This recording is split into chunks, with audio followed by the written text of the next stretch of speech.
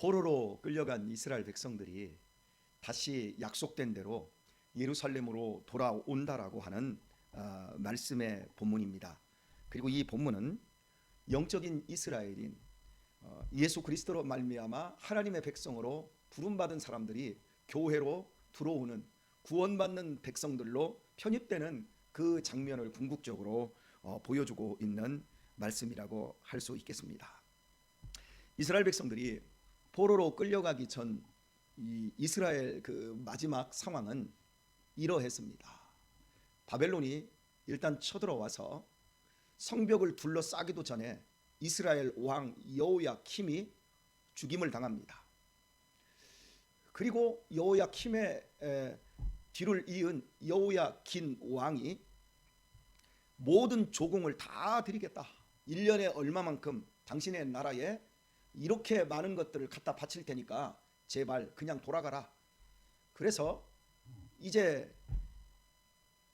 바벨론 왕 느부갓네살은 많은 보물들을 챙기고 수많은 포로들을 잡아서 바벨론으로 돌아갑니다.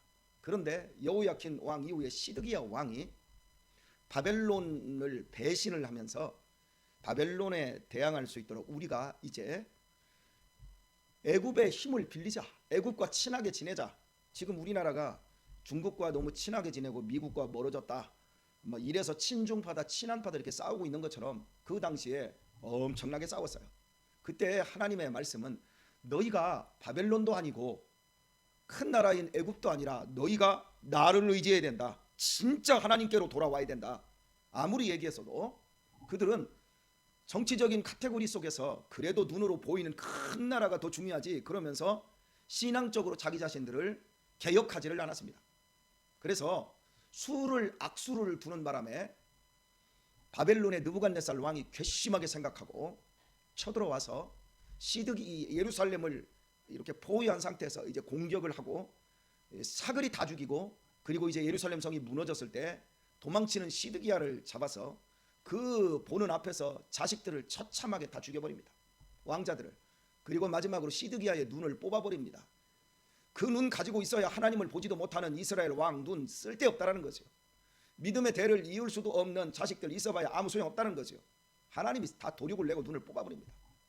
그리고 그 시드기야 왕을 똘똘 묶고 눈 빼 뽑아버린 상태에서 묶어가지고 고관 대작들의 아들들과 함께 살아있는 왕자들과 함께 젊은 사람들과 함께 바벨론까지 포로로 굴비 엮어서 끌고 가듯이 그냥 다 끌고 가버립니다.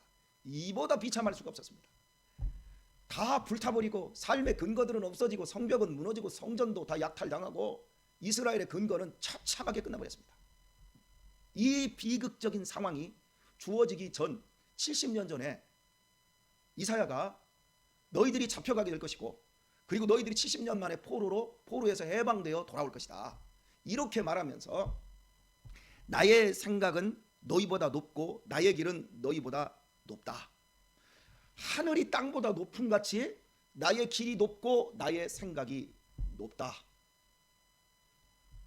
말도 안 되는 얘기를 하시는 거예요. 여러분, 우리의 신앙생활은 내 생각을 하나님께 맞추는 것이지 하나님의 생각을 내 생각으로 끌어들여 하나님을 설득시키는 것이 신앙이 아니라는 것을 기억하셔야 됩니다.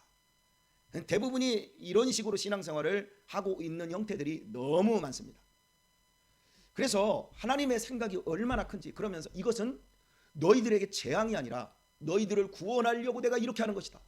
왕의 눈을 뽑아버리고 다 불질러서 지금까지 그 허위 허식 속에 살아가던 사람들을 사글이 다 죽여버리고 젊은 사람들만 포로로 잡혀가는데 부모 자식을 잃어버린 그 사람들에게 하나님이 하시는 말씀이 이것은 재앙이 아니라 너희를 향한 나의 축복 새로운 길을 열려고 하는 것이다. 이것을 이사야에게 지금 말하고 있는 거예요. 그러니까 여러분 이게 이해가 되겠어요? 그들에게 하나님의 말씀 한번 딱 듣고 어쩜 오늘 목사님 생각하고 내 생각하고 똑같은지 몰라요? 이렇게 저한테 말씀을 하시는 분들을 보면 알아서 그러는 것인지 몰라서 그러는 것인지 그럴 수 있습니다. 그런데 실제 이스라엘 백성들이 이제 망해갈 때 이사야는 70년 전에 얘기한 거고 이제 망하는 그 상황에서 왕이 눈이 뽑히고 이런 상황에서 처절하게 부르짖으면서 이제라도 늦지 않았으니 우리가 하나님께서 우리를 이렇게 치신 것이다. 그러니까 우리 욕심 부리지 말고 그냥 순수하게 잡혀가야 된다. 이렇게 말했던 선지자가 예레미야예요. 생각해 보십시오. 하나님이 우리와 함께 하십니다. 믿는 자에게는 능치 못함이 없습니다. 그러니 여러분 믿음을 갖고 이 바벨론을 때려 부수도록 하십시다. 이래야 이게 되는데 우리는 끝났습니다. 하나님께서 우리를 다 무너뜨리신다고 말씀하셨습니다. 이사야 선지자가 말한 대로 그대로 될 것입니다. 그러니 우리 포기하십시다. 이래가지고요 죽임당한 사람이 예레미야예요. 그러니까 예레미야를 눈물의 선지자라고 그래요. 울면서 그 당시의 선지자들이나 제사장들 단 한 사람도 하나님이 우리와 함께 하시니 우리가 바벨론은 이 성을 근처에도 못 온다. 넘어올 수 없다. 절대로 여기 한 발자국도 못 넘어오니까 우리는 예루살렘 성전 안에 있으면, 성벽 안에 있으면 우리는 안심이다. 이러고 다 떠벌리고 있는데, 용기를 주고 있는데 단 한 사람 예레미야는 하나님이 우리를 무시무시하게 부셔버릴 것이다. 그러면서 예레미야 29장에서 이 예레미야 이사야 55장에 있는 내용과 아주 비슷한 말씀을 해요. 너희를 향한 여호와의 말씀이니라. 너희를 향한 나의 생각을 아나니 재앙이 아니로 평안이라. 너희 미래에 희망을 주는 것이니라. 이렇게 말해요. 왕의 눈이 뽑히고 부모 자식, 부모 할아버지 세대, 아버지 세대는 모두 사그리 바벨론의 칼에 죽임을 당하고 처참하게 죽임을 당하고 재산은 다 뺏기고 불은 불타버리고 불은 불타죠. 예, 모든 성벽은 다 불타버리고 동네는 다 불타버리고 젊은 애들은 고아로 질질 끌려가는데 그것이 재앙이 아니다, 평안이다. 너희에게 새로운 희망을 주는 것이다. 이렇게 말하면서 결정적으로 이렇게 말합니다. 너희들 잡혀가면 바벨론에 가거든 잡혀가서 나한테 기도해라. 그래서 거기 가서 결혼도 하고 일도 열심히 하면서 그리고 그 너희가 거하는 성에서 평안을 구하고 기도하며 기쁨과 감사함으로 살아라. 이렇게 말해요. 자, 지금 내 인생이 하나님께서 이렇게 약속한다면 우리는 너무 쉽게 하나님께 감사하고 찬양하고 예배할 수 있을 것 같아요. 너는 이제부터 너의 눈은 더 밝아질 것이고 너의 자녀들은 믿음 안에서 일취월장할 것이고 그리고 너희의 길은 평안과 그리고 또한 안녕과 그리고 번영이 구가 될 것이다. 너희를 향한 나의 생각을 내가 안 하니 재앙이 아니로 평안이다. 너희 미래에 희망을 주는 것이다. 이렇게 말하면 말하기도 전에 시집장가 가고 일도 열심히 하고 감격하며 감사하고 이럴 텐데 완전히 다른 상황이에요. 거꾸로 된 상황이에요. 완전히 대재앙이 임해서요. 그리고 어마어마한 고통 속에 있는데 자, 너희를 향한 나의 생각을 내가 안다. 평안이다. 너희 미래에 희망을 주는 것이다. 감사해라. 범사에 감사하고 항상 기뻐하고 쉬지 말고 기도하면서 너희가 사는 모든 환경 그 바벨론 속에 그 악한 원수 나라의 그 중심에 들어가서 그 속에서 신앙생활 바짝 더 열심히 해라. 그러면 70년 후에 너희를 돌아오게 할 것이다. 예레미야가 이렇게 얘기한 거예요. 자, 여러분에게 이 상황을 왜 이렇게 아주 리얼하게 반복적으로 이렇게 설명하고 있냐면 오늘 본문을 풀어낼 때 우리는 이런 상황을 가미하지 않고 그냥 이 본문에 있는 내용만 그냥 이렇게 훑어내버리면 이 말씀의 본 의미와 그 감격을 우리는 알 수가 없는 거예요. 자, 하나님을 믿는 이스라엘 백성들이 멸망했습니다. 멸망했는데 그 멸망한 상태에서 70년이 지나면 더 이상 하나님을 믿는 사람들이 만들어질 수 없는 상황이 되는 거예요. 그런데도 그들이 70년 후에 돌아올 때 하나님의 백성들로 돌아오더란 말이죠. 제가 어제 새벽에도 말씀드렸지만 70년이라는 세월은 짧은 세월이 아니에요. 지금의 오늘날의 70평생은 이게 그래도 좀 긴데 인간의 수명이 늘어나서 이 시대의 70은 엄청난 그 시간인 거예요. 이 시간 동안 신앙을 잃어버리지 않고 하나님의 말씀을 그 약속을 잊지 않고 그 약속이 실현되고 또 그 사람들이 돌아오고 있다라고 하는 이 사실, 그 열심이 어디에 있냐면 하나님의 열심이라는 사실을 들여다보세요. 하나님이 우리를 잊어버렸다. 우리는 버려졌다. 그런데 하나님은 이렇게 말하셨어요.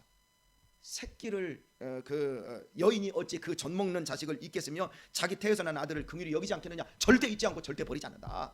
혹시 그들은 버릴지라도 나는 너희를 잊어버리지 않는다. 그러면서 너희를 잊어버리지 않기 위해서 내 손바닥에 너희를 새겨놓았고 내가 이미 너희들과 함께 살아갈 그 성벽을 재건을 하며 너희들이 돌아올 시간만을 내가 기다리고 있었다.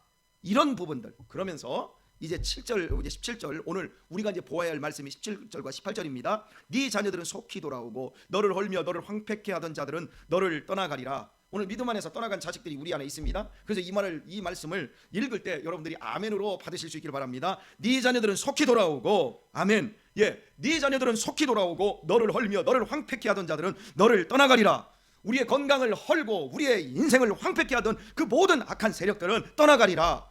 여러분, 오늘 우리에게 이런 축복이 일어나기를 예수님의 이름으로 축원합니다.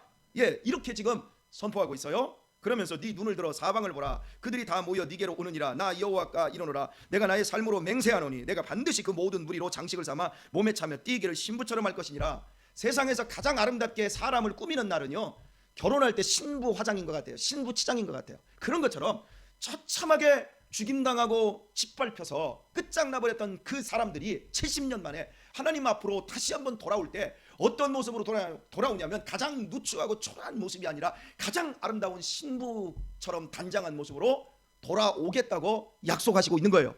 그리고 이 말씀대로 되었어요. 제가 여러분에게 이 부분을 좀 표현할 때 좀 더 제가 가지고 있는 이 감격적인 부분들을 어떻게 표현해야 될지 모르겠어요. 여러분, 하나님의 말씀은 틀림이 없습니다. 하나님의 말씀은 말씀대로 되어집니다. 하나님의 말씀은 땅에 떨어지는 법이 없습니다. 누가 그 말씀을 붙잡았든지 그 말씀대로 열매 맺게 되어 있습니다. 어떻게 열매 맺습니까? 그냥 쭉정이같이 대충 열매 맺는 것이 아니라 상상할 수도 없을 정도로 이 하나님의 말씀이 우리 안에서 열매를 맺게 되어집니다. 신부 화장을 하는 것처럼 하나님께서 그렇게 그 인생을 살찌우고 복되게 하시고 치장시켜 주시는 그 놀라운 은혜, 그것이 하나님의 약속의 말씀 속에 다 들어있습니다. 저는 우리의 기독교 신앙에 있어서 가장 위대한 것은 하나님의 말씀을 들을 수 있다는 것이라고 저는 생각을 합니다. 왜냐하면 이 말씀을 들음으로 말미암아 믿음이 생기고, 이 말씀에 순종함으로 말미암아 내가 할 수 없는 것을 하게 하시고 내가 이룰 수 있는 것보다 더 큰 인생을 이루게 하시는 분이 하나님이시기 때문입니다. 저는 그것을 제 인생 속에서 체험하고 있기 때문에 더 이 말씀이 가까워요. 자, 여러분, 오늘의 말씀을 맺겠습니다. 오늘의 말씀을 맺는데 한 4분 정도 시간을 소요를 해야 될 것 같은데요, 너무 안타까운 것은 지금 이 새벽에 나오셔서 즉설로 하나님의 말씀을 이렇게 듣고 있는, 저도 사실 하나님의 말씀을 듣고 있는 거예요. 여러분은 정말 복된 사람들입니다. 그런데 이제 인터넷으로도 스마트폰으로도 설교가 나갑니다. 그러면 하루에 평균 한 15명 정도가 설교를 듣더라고요. 그 사람들도 2차적으로 복된 사람들입니다. 그런데 여기 이렇게 딱 듣는 사람들 한 95명 정도는 떠들어보지도 않아요. 그 중에서 우리 학생들, 청년들은 단 한 명도 안 들어와요. 제 설교를, 새벽 설교를 듣는 청년들이, 제가 청년들한테, 야, 너희들 이 새벽 설교만 너희들이 꾸준히 들어도 너희들 인생이 엄청나게 바뀔 것이다. 얘기를 해줘도 클릭 한번 하지 않아요. 왜? 다 나오니까 거기에. 이 부분이 너무너무나 안타까워요. 때려서라도 될 수 있다면 때려주고 싶고, 뭐 달래서라도 해주면, 좀 달래서라도 되면 할 수 있겠어. 그런데 그때는 말씀이 안 들려요. 말씀이 들려지기 시작해야 인생이 달라지는. 기도 응답이 말씀과 함께 와요. 말씀이 없는 기도는 응답이 되지 않아요. 우리가 말씀을 알고 말씀을 붙잡을 때 하늘보다 높은 하나님의 말씀이 내 속에 들어오고 그 말씀의 길로 기도가 오는 거예요. 그런데 이걸 안 해요. 그냥 자기 열심으로 사는 거예요. 말씀을 듣는 것보다 위대한 게 없어요. 말씀을 듣는 것보다 내 인생에 확실한 복이 없어요. 책 몇 권 읽고 학교 수업 더 열심히 하는 것도 중요한 일이에요. 그러나 하나님의 말씀의 가치와는 비교가 안 되는 거예요. 근데 그걸 어린 세대들, 젊은 세대들은 몰라요. 그리고 나중에 눈이 뽑히고 포로로 묶여보고 끌려가봐야 그때서야 알게 되는 거예요. 제가 그랬습니다. 누구가 이렇게 얘기하면서, 너는 아주 결정적일 때는 순종을 안 해. 순종을 하는 것 같지만 결정적일 때는 순종을 안 해. 너 그거 믿는 거 아니야. 네 인생의 주인이 너잖아. 일상적인 것은 믿지 않는 사람들도 똑같이 그냥 가. 그러나 믿음의 사람은 결정적일 때 선택이 다른 거야. 여러분, 저는 제가 노인 주간보호센터와 요양원에서 설교하는 것이 엄청난 축복이라고 여겨집니다. 제 마음이 무거울 때, 제 마음이 속상할 때 거기 딱 가면, 아이고 참 내가 지금 고민하고 걱정하는 게, 이게 지나가면 아무것도 아닌데, 지나가면 다 이렇게 늙고 힘없고 아무런 소망 없는 것이 이 모습인데 라는 것으로 제가 얼마나 큰 위로를 받고 새 힘을 얻는지 몰라요. 그러니까 제게 큰 복이더라고요. 그런데 지난 3주 전에 제가 교회 개척했을 때 이 자리에 오셔서 한 3년 동안 한 4년 정도 아침 예배 오셔서 예배를 우리 교인이 아닌데 여기서 제 설교를 막 적고 또 그걸 가지고 결혼식 주례할 때 사용하시던 분이 계세요. 우리 신학식 집사님의 작은 아버지가 선생님이셨어요. 은퇴하시고 이제 예식장 같은데 결혼 주례 대행을 띄시고 이러셨어요. 제 설교에 은혜를 많이 받으셨어요. 근데 그분이 어느 날부터 파킨슨병이 오고 치매가 오기 시작하셔서 드디어 그분이 노인 주간보건센터에 나오셨어요. 근데 그분이 거기 오시기 전까지 탁구도 치고 뭐 강사로도 뛰시고 이러면서 저하고 늘 하는 얘기, 내가 건강 유지하기 위해서 이렇게 애쓴다고 했거든요. 근데 거기 오셨어요. 거기 오셔가지고 어느 날 저한테 그러더라고요. 내가 여기에 오다니 기가 막히다고 이러더라고요. 근데 점점 건강이 약해지셨어요. 그리고 지지난주에 넘어지셔서 허리가 잘못되고 몸이 급격하게 약해지시더라고요. 그러더니 드디어 2주 전에 결정 나기를 이제 요양원에 들어간다고, 요양원 보내는 걸로 자식들이 결정을 한 거예요. 근데 그분이, 요양원 여러분 그렇게 나쁘지 않습니다. 지금 자식들도 못 해주는데 그럼 어떻게 하겠습니까? 그보다 더 좋은 게 없죠. 근데 그분이 딱 들어가면서 제 손을 마지막으로 딱 잡고 저한테 그러다가, 목사님, 내가 들어가면 이제 말씀을 못 듣는데 어떻게 하지요? 목사님, 말씀 못 듣는데 어떻게 하지? 그러니까 당신의 인생 속에서 말씀 듣던 것이 그렇게 감사하고 그렇게 위대하고 그렇게 행복하고 그렇게 축복이었다라는 걸 뼈저리게 거기서 느끼는 거예요. 제가 이렇게 마지막에 제가 인사하고 가시는 분들이 몇 분 계셨는데 그분들이 마지막에 이제 목사님 못 봐서 어떻게 하죠? 이 얘기가 아니라 이제 목사님의 말씀을 못 들어서 어떻게 하죠? 이 얘기를 해요. 제가 위대하다는 얘기를 하고 있는 게 아니에요. 저 어줍지 않은 사람이에요. 그러나 저를 통해서 하나님께서 쏟아내고 있는 말씀이 분명히 있고 그 말씀이 재앙이 아니라 평안이요, 그 말씀이 우리 미래의 영원한 희망입니다. 여러분, 남은 생에 더 감격하시면서 오늘을 꼴지어내시고 주변의 많은 사람들에게 하나님의 말씀의 가치를 얘기해 주시고 우리 인생의 처참함의 실상을 얘기하시며 남은 인생 아름답게 꼴지우시고 세상 떠나는 그날 천국으로 잘 이민 갈 수 있는 우리 성도님들 되시기를 예수님의 이름으로 축원합니다.